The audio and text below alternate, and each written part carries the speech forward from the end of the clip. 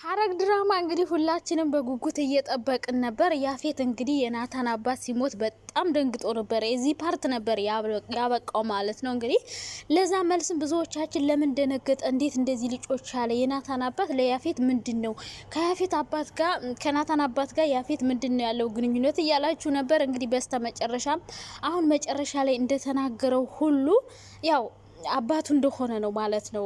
እንደዛ ሲል የነበረው ወይኔ አባቴ ምናምን ሲል ነበር። ሶ አባቱን ግን አይወደውም። ሳልበቀልህ ልጄ ይቅርታ ሳትለይ ሞትክ እያለ ነበር። በእርግጥ ናታንም አይወደውም፣ ያፌትም አይወደውም። አሁን የሁላችንም ጥያቄ የነበረው ያፌትና ጽዮን ምንድነው ግንኙነታቸው? ናታንስ እንደዚህ ለምን ጠመደው እያላችሁ ነበረ ብዙዎቻችሁ ጥያቄ ስትጠይቁ የነበር። ሶ ጽዮን የያፌት እህት እንደሆነች እንግዲህ ዛሬ ለሁላችንም ግልጽ ነው ማለት ነው። በሌላ በኩል ደግሞ የዳጊ ወንድም ጓደኛ እንግዲህ ጽዮንን አግኝቷታል። ጽዮንን እንዳገኛት ደግሞ ቢኒያም አይቷል ማለት ነው። ቢኒያም ይሄ ነገር በጣም አናዷታል። ጽዮን ግን ይሄን ነገር ስለማታቅ ቢኒ ነው የምታፈቅረው።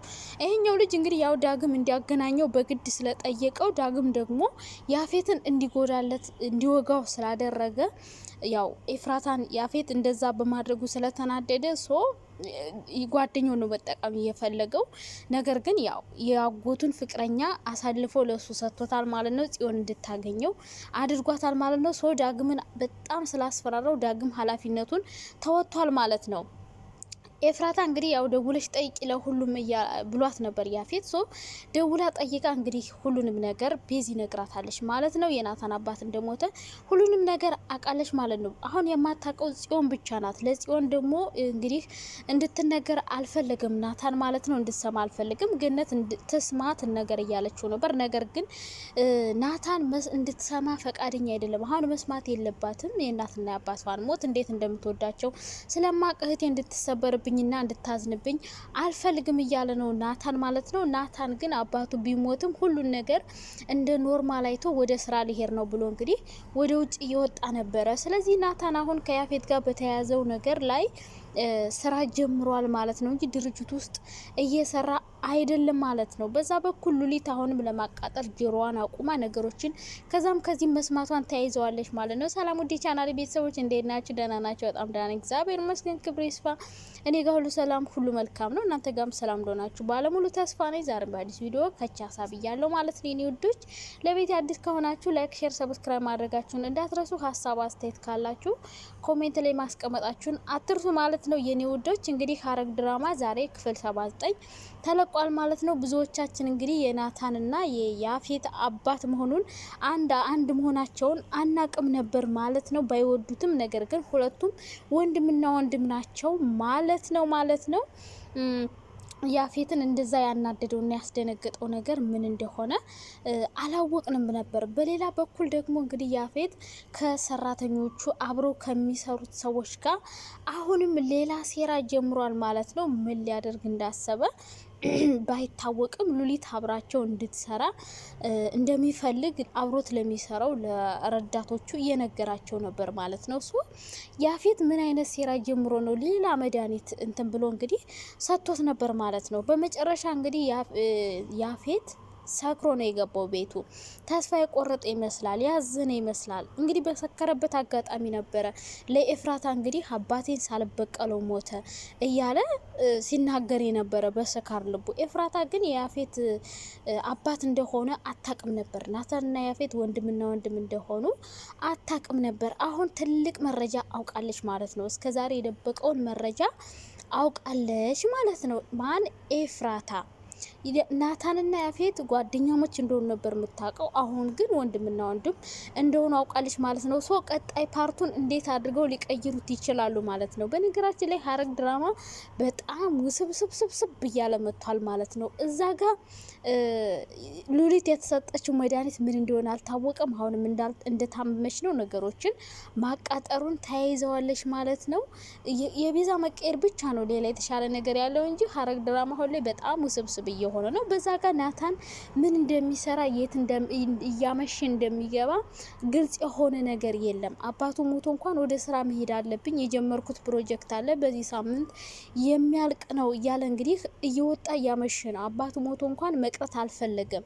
በሌላ በኩል ደግሞ ጽዮንና ቢኒያም ላይ ያለውን ግንኙነት ናታን በጭራሽ ጽዮን ጋር ላይ አልፈልግም። ጽዮንን እንድትሆን የምትፈልገው ልክ እንደ ወንድሟ ሆነ ቴኬር እንድታደርጋት እንጂ ፍቅረኛዋ እንድትሆን በተአምር አልፈልግም። ከዛ ውጭ ግን ጓደኝነታችን እናጣዋለን ከእህቴ ስለማላስበልጥህ እያሉ እንግዲህ ናታንና ቢኒ ደግሞ ሌላ ጦርነት ውስጥ እየገቡ ነው። እንዴት እንደዚህ ትለኛለህ? እኔ መወዳትና ማፈቅራት ልጅ እንዴት ነው እንደ እህቴ ላያት እምችለው እያለው ነበረ። ቢኒያም ይሄ ነገር በጣም አናዶታል።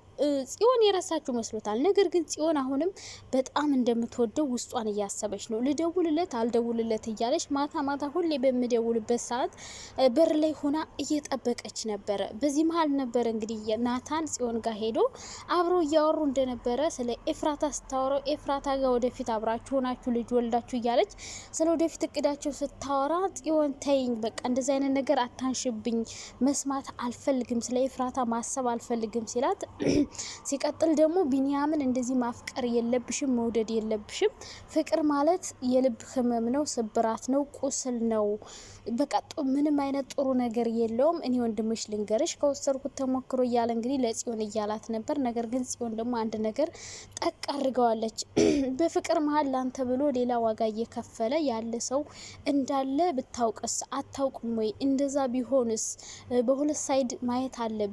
አንድ ሰው አንተን ብቻ ሊጎዳ አይደለም የሚመጣው፣ ላንተ ጥቅም ላንተ ብሎም ራሱን መስዋዕት ሊያደርግ ይችላል እያለችው ነበር። ይሄ ደግሞ ምን ሰምተሻል፣ ምን አይተሻል ብሎ እንግዲህ ጥያቄ እንዲያነሳባት አድርጓል ማለት ነው። እንደዛ ያለችው ያው ጽዮን ሁሉን ነገር ስለምታውቅ ኤፍራታ እንግዲህ ለሱ ብላ ዋጋና መስዋዕት እየከፈለችለት እንዳለች እየነገረችው ነው በአሽሙር ማለት ነው። በሌላ በኩል ኤፍራታ አሁንም እዛ ቤት አልወጣችም፣ እዛው ናት ማለት ነው። ብዙ ነገሮችን ማስተካከል እየፈለገች ነው። ቤዛን እንድትተባበራት፣ ሉሊትን እንድትቀብሯት፣ አብራት እንድትሆን እየጠየቀቻት ነበር።